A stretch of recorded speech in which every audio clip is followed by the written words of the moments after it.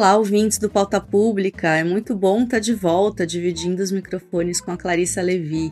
Oi, Clary, tudo bem por aí? Olá. Muito bom te ter de volta aqui, Dip. Bora para mais esse Pauta. Seguinte, gente, nos últimos dias, muita gente se despediu no Brasil do apresentador e empresário Silvio Santos. Com inúmeros momentos icônicos, o Silvio Santos ficou muito conhecido também por quadros em que o sonho de alguém poderia ser realizado ao se abrir as portas da esperança, ou girar uma roleta que, com sorte, poderia garantir prêmios em dinheiro, fortunas. A sorte, o dinheiro e o sonho realizado. Uma sequência que pode ser bastante comum no imaginário de muitos de nós brasileiros. E aí eu tô falando disso aqui hoje porque, de certa forma, o Silvio Santos se despediu num ano em que temos ao alcance das pessoas, ao alcance de qualquer um, em inúmeros aplicativos, a experiência de tentar, num golpe de sorte, conquistar rapidamente alguma coisa, alguma fortuna. Mas com uma diferença: é preciso apostar. Talvez programas como o do Silvio Santos tenham sido, de certa forma, precursores de uma cultura que alimenta o mercado que vem hoje dominando o Brasil. Em 2024, parece impossível discutir o cenário social e econômico do país, das famílias brasileiras, sem olhar, sem mencionar a explosão das bets, plataformas de apostas online e outros jogos de apostas também. Segundo um relatório da XP Investimento, esse universo já movimenta 1% do PIB e compromete 20% do orçamento livre das famílias mais pobres. Um vídeo recente do canal ICL Notícias apresenta dados do estudo macroeconômico do Itaú de 2024 e do relatório de transparência e igualdade salarial da consultoria PwC. De acordo com esses levantamentos, 2 em cada 3 apostadores já deixaram de comprar itens básicos para fazer apostas. O impacto no orçamento pessoal é especialmente significativo para as classes D e E, e a PwC estima que as apostas já representam 1,38% do orçamento médio familiar desses estratos de menor renda, um aumento de 5 vezes em relação a 5 anos atrás, quando era de 0,27%. Não é à toa que o número de empresas de apostas só aumenta. Com as apostas liberadas em 2018 durante o governo Michel Temer, em 2020 já existiam 51 marcas de apostas esportivas no Brasil e em 2023 esse número subiu para 308. Por trás dos aspectos econômicos que esses dados revelam, tem também um problema de saúde pública. Os jogos de apostas são projetados para viciar. Em uma matéria do portal Infomoney, a psiquiatra Raquel Takahashi, que pesquisa o tema, afirma que o transtorno do jogo está na mesma categoria das dependências químicas. Mas essa é uma realidade muito mais oculta do que o uso abusivo ou a dependência de drogas. Nas ruas parece que as pessoas estão apenas mexendo em aplicativos. A imagem não choca, a propaganda está em todos os lugares. Influenciadores, jogadores de futebol e artistas em geral divulgam esses jogos nas suas redes sociais, na TV. E empresas como Globo, SBT e Band estão planejando lançar as suas próprias bets, as suas próprias plataformas de aposta. Esse mercado, que ainda está sem regulação e sem controle no Brasil, pode causar vários danos na vida das pessoas. Mas quais são as estratégias psicológicas que essas empresas utilizam para viciar os usuários? Qual que é o impacto de um cassino online, como são os jogos de tigrinho, ou dessas apostas esportivas no psicológico das pessoas? Quais são os riscos de fato envolvidos? Para discutir essas questões, a gente convidou aqui para o Pauta hoje o Altair de Souza. O Altair é doutor em Psicologia Experimental pela USP e graduado em Estatística pelo IME também na USP. Ele é pesquisador do Departamento de Psicobiologia da Unifesp e do Centro de Comunicação e Ciências Cognitivas, do Departamento de Comunicação e Artes, também da USP. Acho até que muitos dos nossos ouvintes podem conhecê-lo, porque ele também faz divulgação científica e podcast, co-apresentando o programa Naruhodo. A gente já vai começar a conversa, mas antes aproveita aí para curtir e assinar o Pauta no seu tocador favorito, se por acaso você ainda não fez isso. Toda sexta-feira a gente tem um encontro marcado aqui com as conversas que a gente não pode mais adiar. Se você gosta do programa, pode também nos ajudar a espalhá-lo, mandando para um amigo, para uma amiga, dando 5 estrelas se você nos escuta no Spotify ou na Apple. Ajuda muito. Aliás, esse é um dos episódios que a gente tem certeza que muita gente vai querer saber mais sobre o assunto. Mas é isso, então bora pra pauta. Altair, muito obrigado por estar aqui com a gente no Pauta. Um prazer e uma honra. Eu acompanho também o Pauta há algum tempo. Fico honrado. Para começar, Altair, eu queria te perguntar, o que já se sabe na ciência sobre os impactos psicológicos da exposição das pessoas a esses jogos de aposta? Então, a gente já sabe muita coisa, na verdade, porque o bet em si, isso vale tanto para a aposta esportiva quanto o cassino online mesmo, tipo o popular jogo do tigrinho, é a mesma ideia, tá? O bet dá uma disfarçada, porque parece um jogo de futebol, você aposta no jogo, né? Ganhou, perdeu, empatou e acabou, né? Parece um pouco mais inocente, mas não é bem assim. A gente já tem literatura há décadas sobre isso. A questão é que, diferentemente, por exemplo, do cassino, que antes, 15 anos atrás, a gente tinha caça-níquel, ou bingo, né? Você tinha que sair de casa para ir num lugar, então você tinha todo um esforço, né, para ir no lugar, era concentrado ali. Agora não, é como se o cassino viesse até você, porque ele pipoca no seu celular o tempo inteiro. Então a capacidade de autocontrole que você tem que desenvolver é maior ainda, né? Você deu 2 fontes, eu tenho uma fonte particular, assim, na verdade.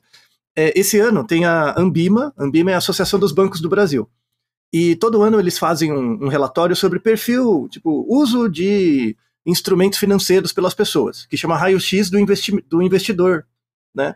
E aí é uma pesquisa com representatividade nacional, tal. E aí no ano passado eles me convidaram para fazer uma parte, adicionar novas variáveis, né, no questionário deles, e aí a parte final do relatório fui eu mesmo que ajudei eles a fazer, e essa parte com bets também, né? Então tem uma parte sobre estresse financeiro e autocontrole, e uma parte com estudos de prevalência de bet. E aí tem alguns dados interessantes desse relatório. Um deles é que mais ou menos entre 8% e 10% das pessoas que responderam o questionário, lembrando que tem representatividade nacional, acredita que bet é um tipo de investimento. É a mesma coisa você achar que loteria, jogar na Mega Sena é investimento. É complicado, né? E aí a questão é a razão por trás disso, né? E aí tem a ver com um outro estudo que a gente fez nesse mesmo relatório, que é um estudo ligado ao autocontrole, que já é validado em dezenas de países. A gente fez o mesmo joguinho e adaptou, né? Que era o seguinte, a gente fez uma pergunta para as pessoas que era assim, eu vou simplificar, tá? Então imagina, por exemplo, Clarissa, a gente está se conhecendo agora, tá? A gente nunca se viu antes, né? Apesar de eu ter já ouvido você e você ter me ouvido, mas a gente não se conhece, tá? Imagina que eu vou te pedir R$100 emprestado, só que eu só vou te devolver daqui a 1 ano, tá bom? Então você vai me dar R$100, só que eu só vou te devolver daqui a 1 ano. Você tem a garantia que eu vou te devolver, mas a gente não se conhece. Então você não tem noção da minha idoneidade, a priori, tá? Quanto você aceitaria receber de volta daqui a 1 ano para aceitar me dar R$100 hoje, tá bom? Eu tô dando R$100 como um exemplo, só para facilitar. As pesquisas que já foram feitas, sabe quanto que a pessoa pede de volta, em média, daqui a 1 ano? Quanto? 500. Ela pede 5 vezes mais, tá? Em média. E esse dado varia um pouco, mas é razoavelmente consistente entre vários países, né? Agora imagina um investimento financeiro real, que dá um retorno de 500% em 1 ano. Nem tráfico de drogas, sabe? De órgãos, de pessoas, nada, armas. Não dá 500%. Então, a gente tem uma dificuldade de base, né? Que é a seguinte, como a gente, os nossos comportamentos, aí falando como psicólogo, né? Os nossos comportamentos a gente produz. Você produz seu comportamento, mas o tempo você não produz, você experiencia. Quando a gente vai pensar alguma coisa que vai acontecer comigo daqui a 1 ano, eu tendo a distorcer muito mais, porque o tempo eu não controlo, né? E o bet é um jogo que é uma relação entre comportamento e tempo. Que é a base de toda a base da psicologia experimental, assim, é isso. É como que você aloca os seus comportamentos dentro do tempo. E aí você precisa de uma plataforma para isso. Então, por exemplo, Clarice, você trabalha, você tem as suas atividades e você ganha um salário por isso, eventualmente, né? Então, em função do salário que eu vou receber daqui a 1 mês, como que eu distribuo os meus comportamentos? Isso é um aprendizado. Você não nasce sabendo isso. Agora imagina que eu tenho uma vida toda lascada, né? Seja porque minha vida sempre foi desfavorecida, nunca ganhei muito, tenho dificuldades de base, ou seja porque eu sou descontrolado mesmo, eu gasto mais do que ganho, né? Pode acontecer as duas coisas. Esse comportamento é chamado autocontrole. Autocontrole é a capacidade de você abrir mão de alguma coisa para ter um ganho maior no futuro, frente a um ganho menor agora, né? Então, eu esperar 1 semana, por exemplo, para ganhar alguma coisa maior, ou seja, eu vou fazendo comportamentos para ganhar algo maior, exige de mim um comportamento de eu me projetar no tempo, de eu perceber que daqui a 1 semana eu ainda estou existindo do mesmo jeito que estou agora, né? Agora imagina alguém que deve até as cuecas, né? Como a pessoa já está num frame muito negativo, né? Se eu tiro de você, você não tem nada. Você tá zero, tá? Você não deve nada, mas não tem nada. Você tá zerada. Eu tiro de você R$100, você se sente mal, né? Agora, se você já tá 1.000 negativo e eu tiro mais 100, a perda não é tão grande. E é aí que você se lasca. E é por isso que as pessoas acham que bet é investimento. Sobretudo aquelas que estão num frame, num estado mais desfavorecido. Seja porque é bagunçada mesmo, ou seja porque de fato passa por uma penúria financeira, né? Então, e aí é a minha bronca que eu tenho pessoalmente com esses esquemas de educação financeira, sabe? Porque você ensinar para as pessoas o que é juro composto é útil. É a mesma coisa que aprender trigonometria. É um negócio útil, mas isso não conversa com a sua vida. Por quê? Porque as pessoas têm que perceber, e isso é uma coisa fisiológica, tipo psicofísica das pessoas, a gente tem uma dificuldade de perceber a passagem do tempo. Quanto mais distante alguma coisa, mais a gente distorce as coisas.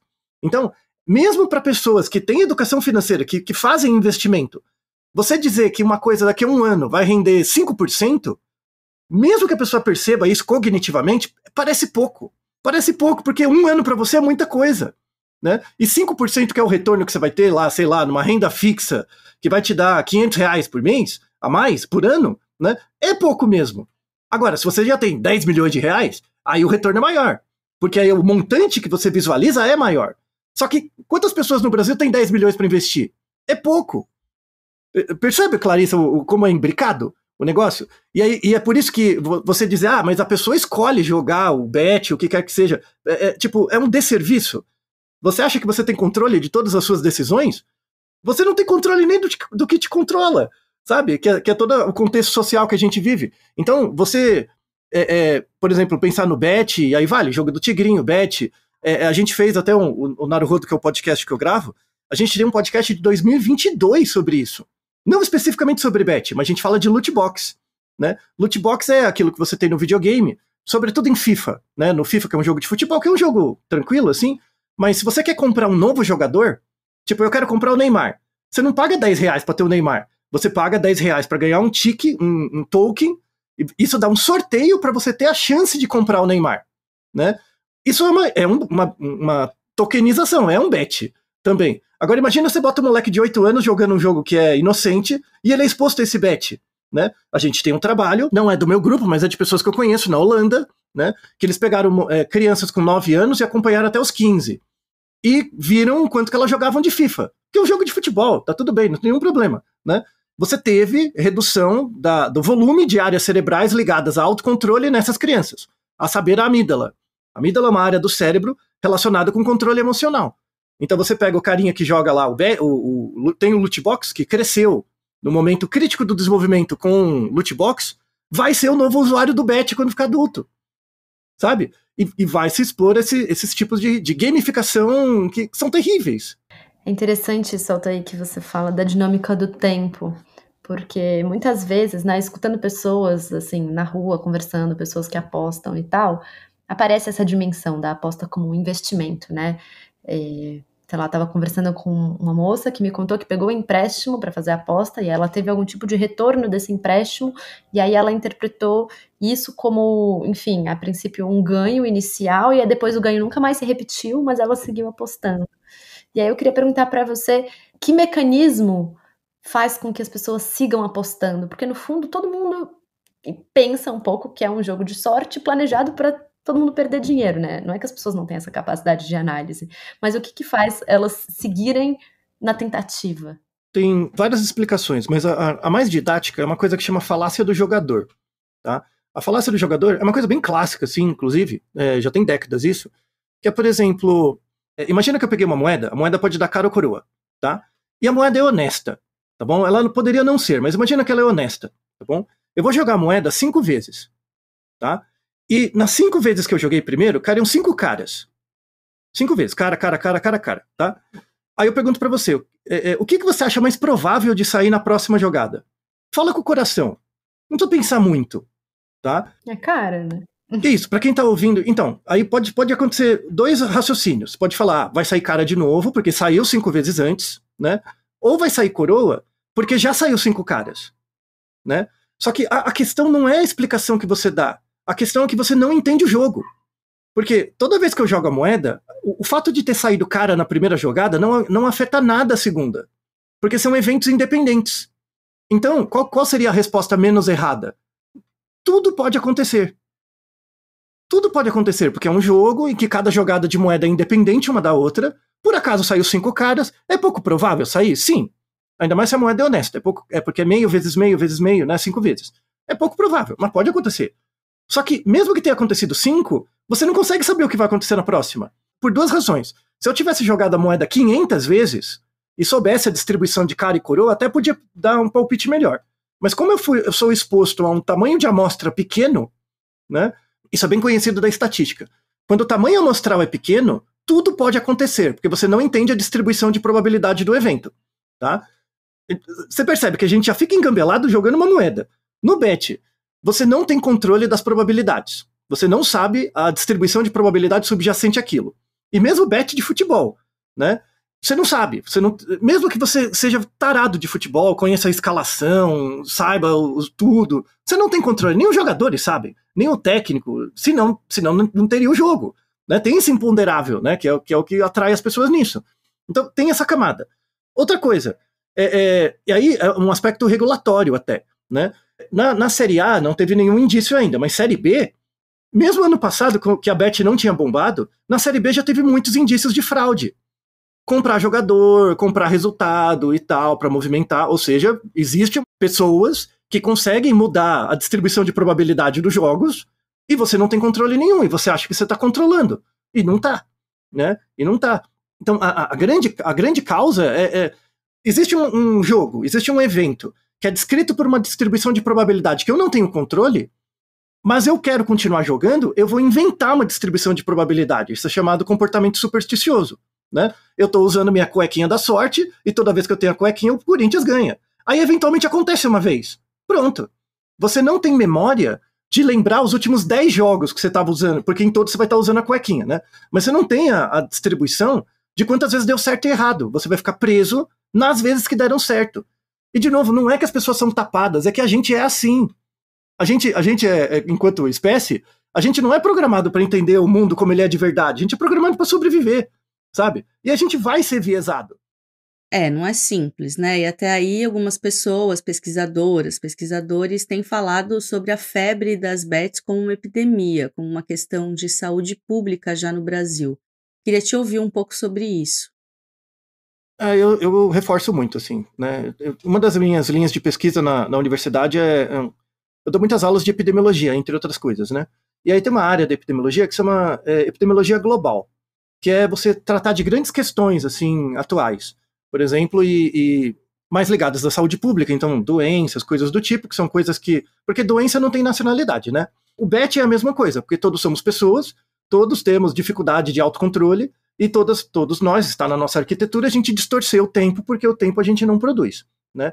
Então tem trabalhos, por exemplo, de regulação de bet, é que no Brasil ele é regularizado. A questão é que a lei não cola. Mas a gente pode pegar, por exemplo, exemplos na Holanda. A Holanda tem já uma legislação tanto para jogos, né, tanto para tigrinho quanto jogo de videogame. Por exemplo, o loot box é quase proibido, assim, no FIFA.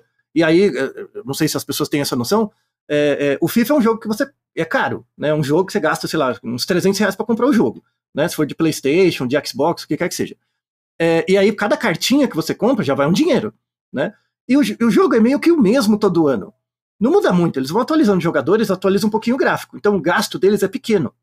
Só esse esquema de loot box, só um jogo para EA Games, deu mais de $1 bilhão de lucro. Bilhão. Tá? Então é um cassino mesmo, você só faz a manutenção ali ano a ano e vai lançando, sabe? Então é um negócio muito grave, assim. A gente já tem evidência de que bet faz mal, a gente já tem evidências claras, assim, que não adianta, vamos melhorar a educação financeira das pessoas. Isso não funciona, porque a única solução seria as pessoas compreenderem o tempo de uma forma melhor. Só que isso é fisiológico, sabe? E aí tem, inclusive no relatório do raio-x do brasileiro e uma outra literatura que a gente fala, como que a gente reduz o impacto das bets, por exemplo, nas pessoas? Tem uma variável crítica, que é reduzir a desigualdade. E aí tem um trabalho bem consistente que mostra assim, no Brasil, o Brasil é o país do mundo que a incidência de pessoas usando bet é o país que cresceu mais vertiginosamente na história. É o Brasil. Assim, no espaço de 2 anos, aumentou 200, 300 vezes a quantidade de pessoas que foram usando. Né? Ano passado era uma conversa que não era de ninguém, hoje é todo mundo. É como se fosse uma epidemia mesmo, sabe? Espalhou que nem, né?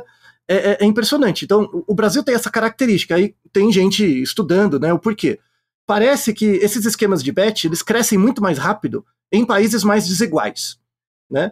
E aí a explicação volta de novo no autocontrole. Se eu sou de uma origem muito desfavorecida ou estou em alguma penúria financeira, como eu estou num frame de perda muito grande, eu quero uma solução rápida. O marketing disso é dar uma solução rápida. E o jogo do tigrinho, essas coisas, é pior que o bet. Porque no jogo do tigrinho é meio que um cassino que tem um algoritmo que é programado para, no início, você ganhar mais. Porque é isso que te segura. É igual a pessoa que você conhece, que fez o bet, ganhou uma vez, né, pegou o empréstimo, ganhou uma vez, e aí não sai mais. Né? A arquitetura é feita para isso. Outro exemplo, pirâmide financeira.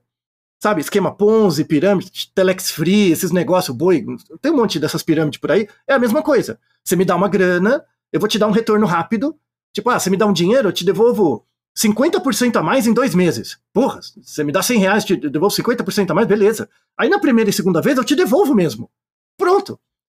Aí é só ficar te enrolando depois. É exatamente o mesmo esquema do bet, sabe? Então, o bet é um problema de saúde pública, por quê? Porque ele pulveriza muito mais o acesso a esse tipo de fraude mesmo. Eu considero fraude, sabe? Tipo, é igual esquema de pirâmide, né? E a gente tem muito lobby já no governo, inclusive fizeram já uma portaria, né? Uma tentativa de regulamentação das bets. Eu sou estatístico também, né? Então você vai ler as letras miúdas, é uma piada, né? Não, o algoritmo tem que ser regulamentado por órgãos e tal. Aí você vai ler o algoritmo, pô, tudo bem que tem uma questão técnica, né, que tem que olhar e tal, não é qualquer um que consegue ler. Mas você olha aquilo, é uma piada, sabe? É uma piada, assim, não tem regulamentação séria e vai passar. Já tem mais de uma centena de empresas querendo pegar essa fatia, que é uma fatia enorme. Boa parte dos recursos vão ser direcionados para pessoas ou para entidades ou para grupos que não têm interesse em aplicar de novo no Brasil, então o Brasil vai perder divisas. O que você vai ganhar de imposto, você meio que está perdendo nas divisas, que é o dinheiro que as pessoas não estão aplicando no país, vai ficar meio que elas por elas. Ou seja, no fundo, você vai aprofundar as nossas desigualdades, manter as mesmas relações terríveis que a gente tem até hoje e condenar um contingente cada vez maior de pessoas a viver uma vida que eles não merecem viver e se expor a todo tipo de xamanismo para tentar escapar disso. Então vai ter aquele combo bacana, né? Que a pessoa tá no bet, dirigindo Uber, ouvindo podcast de influencer financeiro. Não é um combo bacana que descreve o nosso capitalismo moderno? Você sabia que o Pauta Pública é um podcast financiado pelos aliados da Pública? São eles que ajudam a manter o nosso jornalismo independente, investigativo e sem amarras com anunciantes. Vire um aliado da Pública a partir de R$20 por mês e ainda receba uma newsletter semanal exclusiva com os bastidores das nossas reportagens e contato direto com a nossa redação. Nessa aposta, todo mundo ganha. Acesse apoie.apublica.org. E aí, Altair, te ouvindo, eu fico pensando uma coisa. Você fala muito sobre autocontrole, né? E acho que tem uma disputa aí de comportamento que é justamente sobre controle. Mas e aí, como fazer frente a isso? Porque aí você também, idealmente, você controla as bets e aí você faz com que as pessoas não usem mais esse tipo de subterfúgio, mas talvez as pessoas continuem procurando outras formas de, talvez, abrir mão do controle da própria vida num jogo de sorte, né? Porque as bets, elas são esse mecanismo pulverizado e novo, mas é uma lógica um pouco mais antiga, assim. Aí eu queria te ouvir um pouco mais sobre essa dimensão do controle, assim. O grande perigo das bets é que, em vez de você ir num lugar jogar, o lugar vem até você. Pensa parecido com um cigarro. Então, por exemplo, as pessoas fumam. Você quer fumar, a pessoa quer fumar à vontade, né? Mas hoje a gente aprendeu muito ao longo das décadas, assim, primeiro mostrar que cigarro faz mal, então tudo bem. A questão é, como é que você regula? Você não pode pôr outdoor, não pode pôr placas em todos os lugares. Por exemplo, a Souza Cruz teria interesse de patrocinar os episódios de vocês? Claro que teria, né? Mas não pode fazer isso. E não pode, mesmo que você queira. Isso é importante. Tem que ter esse limitante dos dois lados, sabe?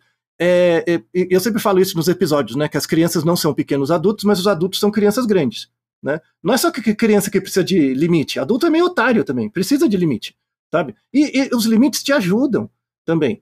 Então, assim, eu quero fazer eu tô pagando, eu tenho o direito de fazer o que eu quiser. Não, você não tem o direito de fazer o que você quiser, porque isso te educa também a olhar para o outro.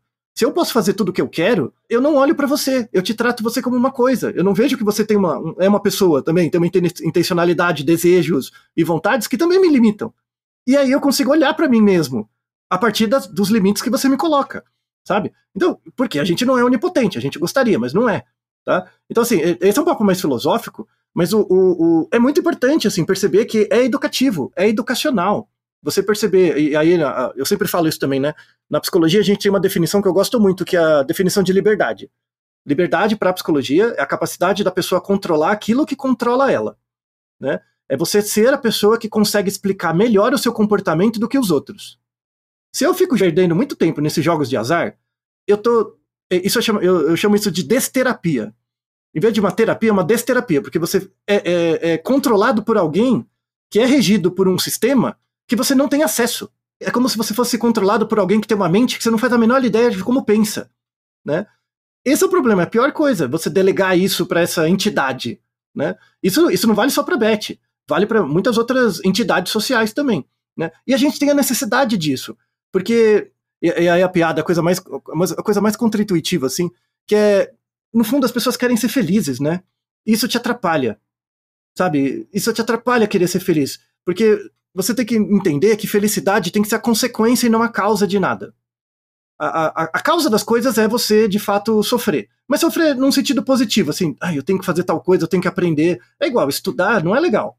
Estudar é chato. Eu faço piada com isso, eu falo que estudar é o jeito mais difícil de ser pobre. Porque é verdade, né? Por quê? Porque o resultado do seu estudo cresce em PA. Não cresce em PG igual capital. Você não aumenta a IPO de stakeholder estudando. Mas qual que é a vantagem de estudar? Você dá um investimento agora para ter um retorno depois, né? Você tem a garantia que, se você estudar, você vai aprender alguma coisa útil, positiva para você, né? Só que você tem que dar o esforço. Esses bets são o contrário. Você tem uma satisfação pequena no começo e depois quando você fica, entre aspas, viciado, você vai continuar jogando para evitar a bad trip de não estar jogando e não pela satisfação do ganho, sabe? Essa é a verdadeira educação do mundo, do que os adultos que são crianças grandes deveriam ter. Sabe? Você tancar sua responsabilidade mesmo, não delegar isso para um terceiro. As pessoas ficam pensando, quero dinheiro, quero, sei lá, pagar os meus boletos, né? Não ficar fugindo dos meus boletos, alguma coisa assim.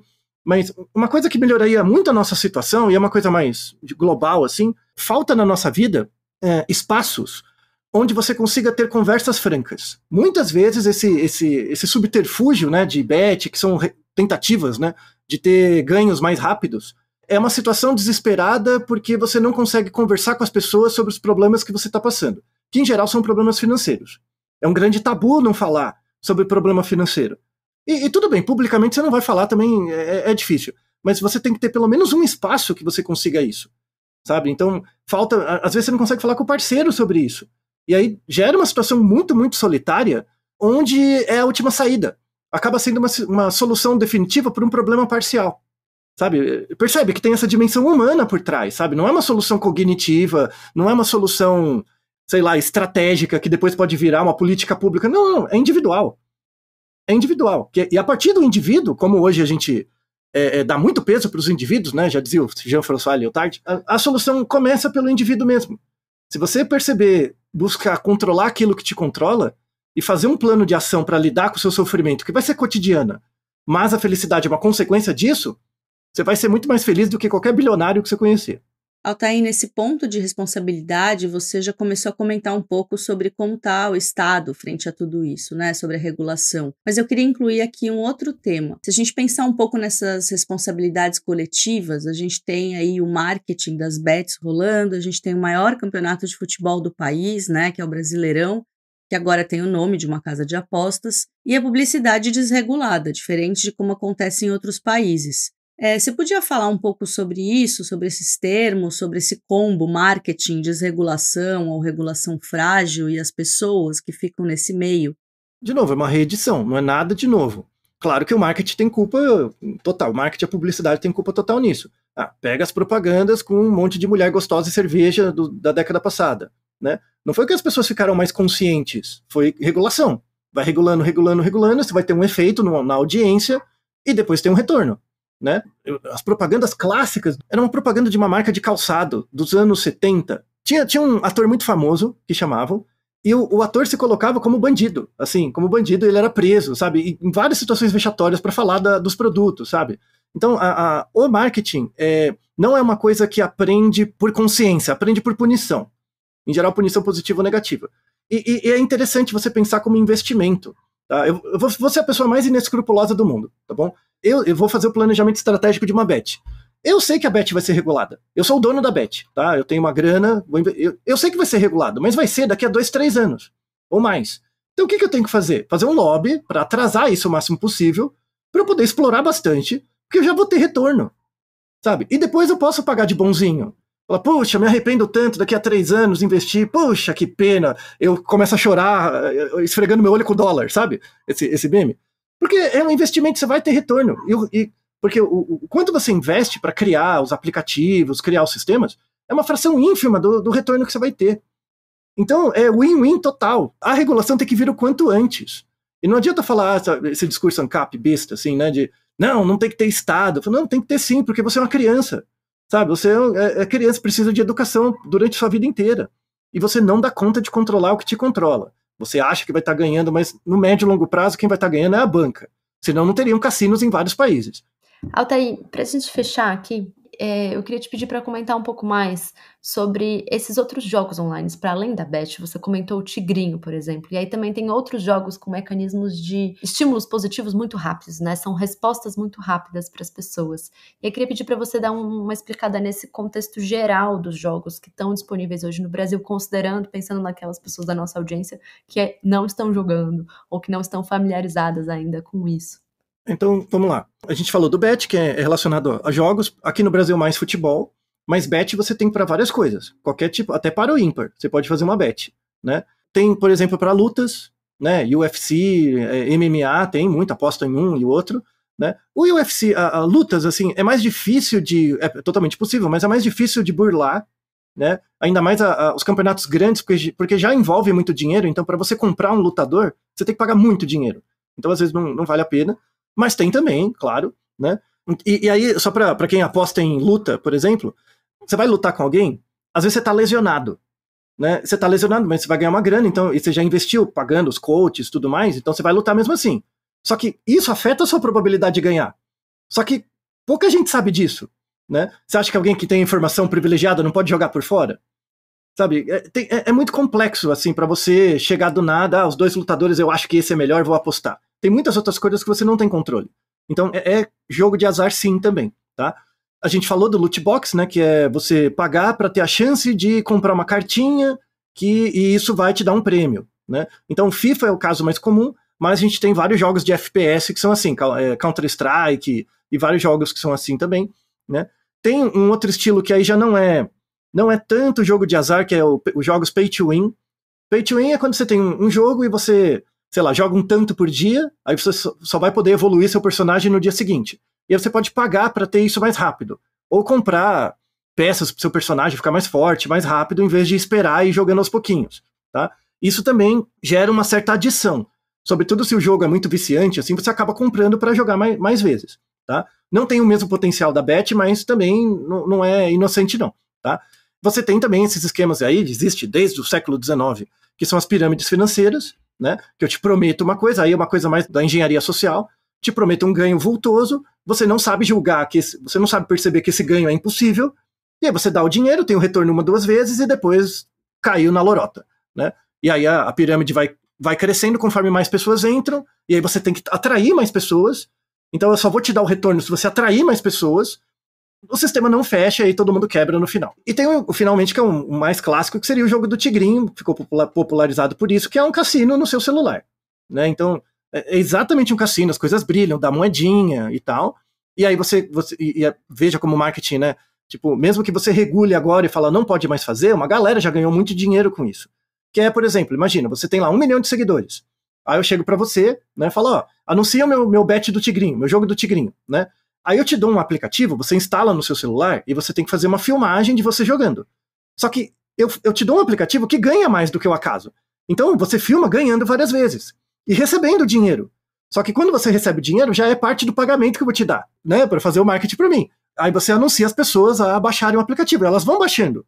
Imagina o cara desesperado, tem uma conta, sei lá, R$1.000 para pagar daqui a 5 dias e vê um negócio desse, dá vontade. Dá vontade mesmo de fazer uma fezinha, né? E aí o cara dá o pouquinho que ele ainda tem. Só que a pessoa, quando baixa o aplicativo, ela baixa o aplicativo com uma outra distribuição de probabilidade que favorece muito mais a casa. E aí acabou. Aí no começo ela até ganha um pouquinho mais, mas depois se prende. É a mesma ideia dos esquemas de pirâmide. Então, para encerrar, todos esses esquemas, eles já são bem conhecidos. A gente já tem literatura, já mostra que a gente não tem autocontrole para dar conta deles. Uma recomendação muito importante, não começa, sabe? Se puder, assim, vou ver só para ver como é. Tipo, vai num cassino de verdade, sabe? Vai num cassino de verdade, porque é um lugar mesmo, aí você entra lá, joga uma fichinha lá, blackjack, qualquer coisa, roleta, e vai embora, sabe? Então, você ir no cassino, num país que tem cassinos, é até uma coisa turística. Vai falar, tenho R$100 aqui, gasto R$100, acabou, pronto, já sei como é, né? Como que é um caça-níquel, vai lá, tal, né? O bet não, ele fica o tempo inteiro disponível para você. E aí, se você começar, é só uma distração, a coisa vai te comendo, vai pegando devagarzinho. É insidioso, é insidioso.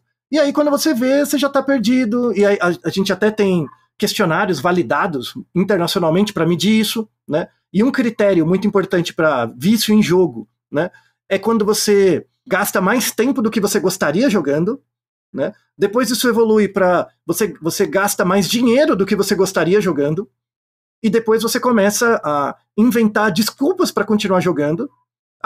Eu vou procrastinar, em vez de ficar vendo vídeo de gato, que eu fico lá o tempo inteiro, horas, vou ficar no bet, jogando. E aí, o último nível, assim, é quando você já tem dificuldades e gostaria, mas tem vergonha de falar com os outros que você joga. Aí já tá o combo bacana e aí você tem que procurar ajuda, tá? E, pelo menos no Brasil, a gente tem centros especializados muito bons para tratamento, cuidado aqui. Nas principais capitais a gente tem. Se você procurar tratamento com psicólogo, psiquiatra, com certeza ele vai conseguir indicar bons centros de pesquisa para isso. É totalmente possível sair disso, mas do mesmo jeito que dá um trabalho de você engrenar, dá um trabalho para desengrenar também. Athaí, muito legal te ter por aqui. Obrigado pela presença no Pauta Pública, um prazer.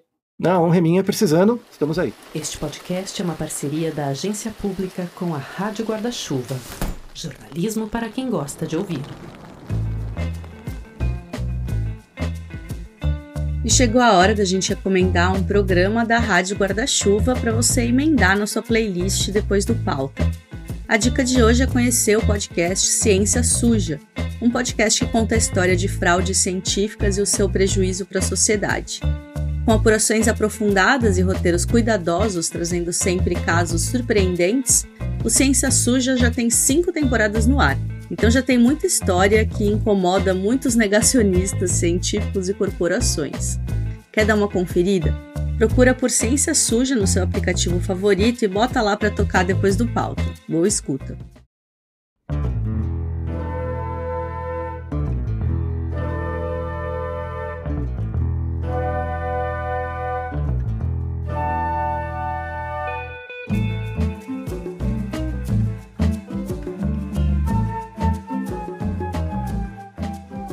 E é chegado o fim de mais um Pauta Pública. Obrigada para você que ficou com a gente até aqui.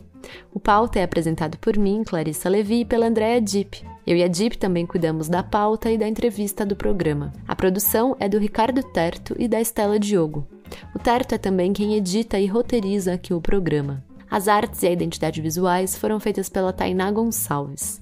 Na comunicação, a coordenação de redes sociais é da Karina Tarasilk e a publicação no site e transcrição da entrevista ficam com Analice e Rafaela Ribeiro.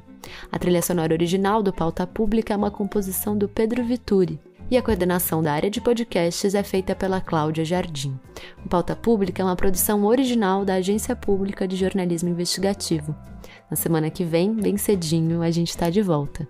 Até lá, gente. Um abraço. Um beijo, gente. Até semana que vem.